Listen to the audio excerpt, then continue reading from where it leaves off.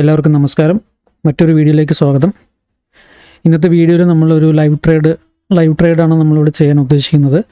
So ഇന്നത്തെ trade എന്ന് പറയുന്നത് ഗോൾഡിലാണ് നമ്മളിന്ന് ട്രേഡ് എടുക്കാൻ പോകുന്നത്.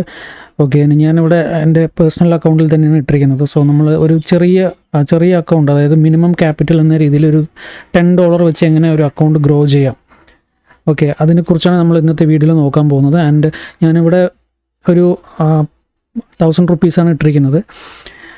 ആൻഡ് ഞാൻ ഇതിൽ എടുത്ത ട്രേഡും അത് എടുക്കാനുണ്ടായിരുന്ന റീസണും അതാണ് ഞാനിന്ന് പറയാൻ ഉദ്ദേശിക്കുന്നത്.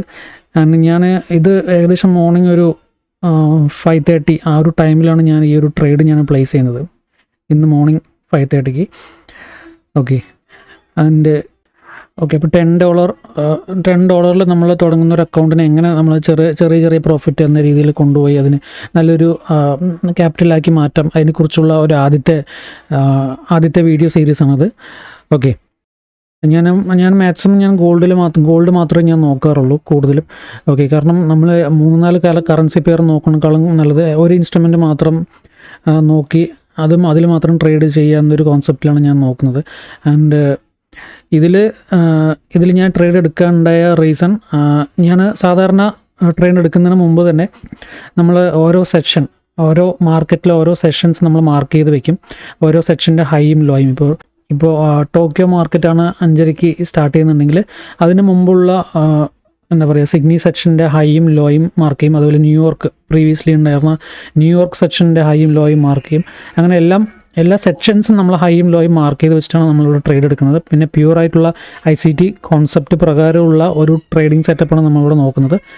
ഇത് ചെറിയ അക്കൗണ്ട് ആയതുകൊണ്ട് നമ്മൾ ഒരു സ്വിംഗ് ട്രേഡിംഗ് എന്ന രീതിയിൽ നമ്മളൊരു 4 hour 5 hour വെച്ച് നമ്മൾ ട്രേഡ് ചെയ്യുന്നില്ല. നമ്മൾ 1 minute ചാർട്ട് വെച്ചിട്ടാണ് നമ്മൾ സ്കാൽപ്പിംഗ് എന്ന രീതിയിൽ, ക്വിക്കായിട്ട് സ്കാൽപ്പിംഗ് എന്ന രീതിയിലാണ് നമ്മളിവിടെ ട്രേഡ് പ്ലേസ് ചെയ്യാൻ പോകുന്നത്.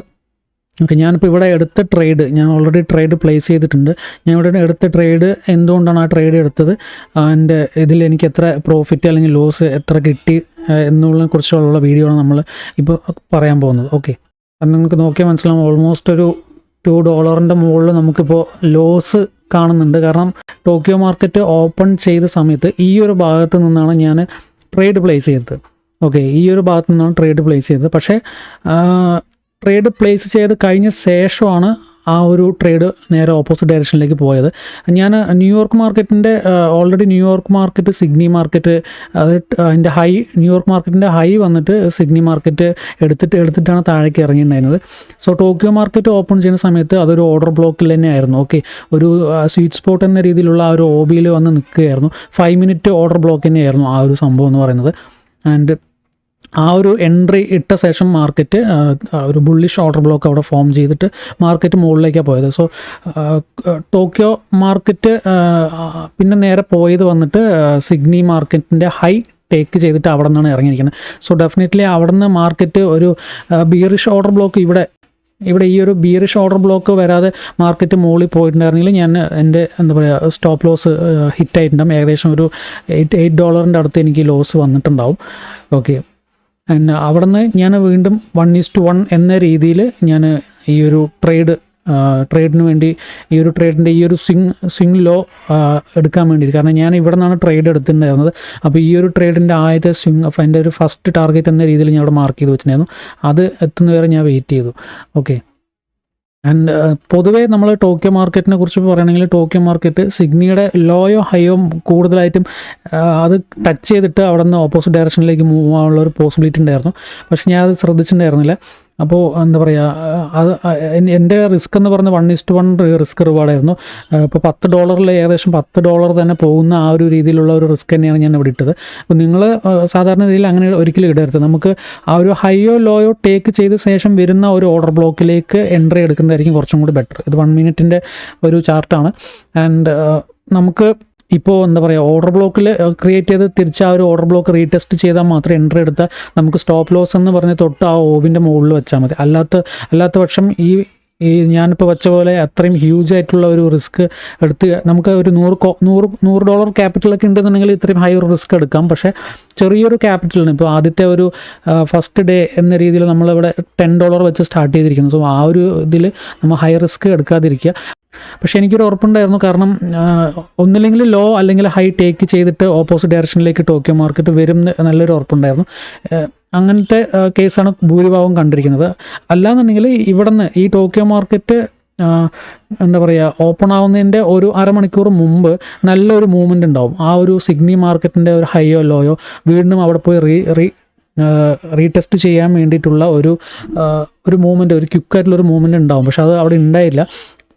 നമ്മുടെ എൻട്രി എടുത്ത ശേഷമാണ് ആ ഒരു മൂവ്മെൻറ്റ് ഉണ്ടായിരുന്നത്. ഓക്കെ, ആൻഡ് അവിടെ നിന്ന് മാർക്കറ്റ് ഒരു ലിക്വിഡിറ്റി സ്വീപ്പ് അവിടെ നടത്തിയിട്ടുണ്ടായിരുന്നു. നോക്കിയാൽ മനസ്സിലാവും സെക്ഷൻ, അതായത് ടോക്കിയോ മാർക്കറ്റിന് മുമ്പുള്ള സിഗ്നി മാർക്കറ്റിൻ്റെ ഹൈ ഞാൻ ഓൾറെഡി മാർക്ക് ചെയ്തിരുന്നു. ആ ഹൈ ടേക്ക് ചെയ്തിട്ട് അവിടെ ഒരു ബ്രേക്ക് ഓഫ് സ്ട്രക്ചർ അല്ലെങ്കിൽ ഒരു ചേഞ്ച് ഓഫ് ക്യാരക്ടർ നൽകിയ ശേഷം അവിടെ ഒരു ഓർഡർ ബ്ലോക്ക് ക്രിയേറ്റ് ചെയ്തു. അതിന് ശേഷമാണ് മാർക്കറ്റ് താഴേക്ക് വരുന്നത്. ഓക്കെ, ആൻഡ് സോ ഈ ഒരു ട്രേഡ് ഞാൻ ഓൾമോസ്റ്റ് എൻ്റെ ഫസ്റ്റ് ടാർഗറ്റ് അച്ചീവ് ആയപ്പോൾ തന്നെ ഞാൻ ക്ലോസ് ചെയ്തിട്ടുണ്ടായിരുന്നു. പിന്നീട് ഞാൻ നോക്കിയില്ല. ഓക്കെ, പിന്നീട് ഞാൻ നോക്കിയിട്ടുണ്ടായിരുന്നില്ല. അപ്പോൾ അത് സാധാരണ ഈ ഒരു ലിക്വിഡിറ്റി ടേക്ക് ചെയ്ത ഓപ്പോസിറ്റ് ഡയറക്ഷനിലേക്ക് പോകാനുള്ള ഒരു പോസിബിലിറ്റി വളരെ കൂടുതലാണ്. പക്ഷേ രണ്ടും ഈ 3 സ്വിംഗ് ലോസും വളരെ ദൂരം അല്ലാത്തതുകൊണ്ട് തന്നെ അത് എടുക്കാനുള്ള ഒരു പോസിബിലിറ്റി ഉണ്ടായിരുന്നു. നമുക്ക് ഇതിൽ ഏകദേശം ഒരു $10 ഏകദേശം ഒരു $5 അടുത്ത് പ്രോഫിറ്റ് കിട്ടിയിട്ടുണ്ട്. ഓൾമോസ്റ്റ് ക്യാപിറ്റലിൻ്റെ ഒരു 45% അടുത്ത് 45% നമ്മൾ ഇട്ട ക്യാപിറ്റലിൻ്റെ ഒരു 45% നമുക്ക് റിട്ടേൺ ഇതിൽ നിന്ന് കിട്ടിയിട്ടുണ്ട്. ഓക്കെ, ഇതാണ് ഫസ്റ്റ് ഡേ നമ്മൾ ലൈവ് ട്രേഡ് എന്ന രീതിയിൽ നമ്മൾ ചെയ്തതാണ് ഫോറക്സ് മാർക്കറ്റിൽ. ഓപ്ഷൻസ് ട്രേഡ് ചെയ്യുമ്പോൾ എന്തായാലും പ്രശ്നം എന്ന് പറഞ്ഞാൽ ഓപ്പോസിറ്റ് ഡയറക്ഷനിലേക്ക് പോകുമ്പോൾ DK സംഭവിക്കുന്നുണ്ട്. അപ്പോൾ ആ ഒരു പ്രശ്നം ഉള്ളതുകൊണ്ടാണ് നമ്മൾ ഫോറക്സ് മാർക്കറ്റിൽ ട്രേഡ് ചെയ്യുന്നതും. അപ്പോൾ നമുക്ക് ഓപ്പോസിറ്റ് ഡയറക്ഷനിൽ പോവുകയാണെങ്കിലും ഇവിടെ DK വരില്ല. നമുക്ക് ആ ലോസ് നമുക്ക് കറക്റ്റായിട്ട് പ്രോപ്പറായിട്ടുള്ള റിസ്ക് മാനേജ്മെൻറ്റ് വെച്ച് നമ്മൾ ട്രേഡ് എടുക്കുകയാണെന്നുണ്ടെങ്കിൽ നമുക്ക് ലോസ് വരാനുള്ള പോസിബിലിറ്റി കുറവാണ്.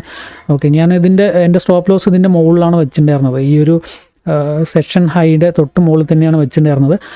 അതിന് എന്താ പറയുക, മാർക്കറ്റ് തിരിച്ചൊരു ഡൗൺ ട്രെൻഡ് ആണെന്ന് ഉറപ്പുള്ളത് കൊണ്ട് നമ്മൾ പിന്നെ ഒന്നും ചെയ്തില്ല, അങ്ങനെ വെച്ചു. അല്ലാന്നുണ്ടെങ്കിൽ ഞാനത് ക്ലോസ് ചെയ്തിട്ടുണ്ടാവും.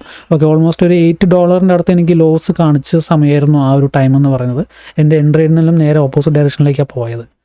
ഓക്കെ, അപ്പോൾ അടുത്തൊരു വീഡിയോയിൽ ഇനിയൊരു ലൈവ് ട്രേഡിംഗ് ആയിട്ട് വരാം. ഓക്കെ, മാക്സിമം ഡെയിലി നമ്മൾ ട്രേഡ് എടുക്കാൻ ശ്രമിക്കുന്നുണ്ട്. ആൻഡ് എല്ലാ ദിവസവും നമ്മളിതുപോലെ ലൈവായിട്ട് നടക്കുന്ന ട്രേഡ് നമ്മൾ നിങ്ങളുടെ മുമ്പിലേക്ക് എത്തിക്കാൻ ശ്രമിക്കുന്നതാണ്. Okay, thank you.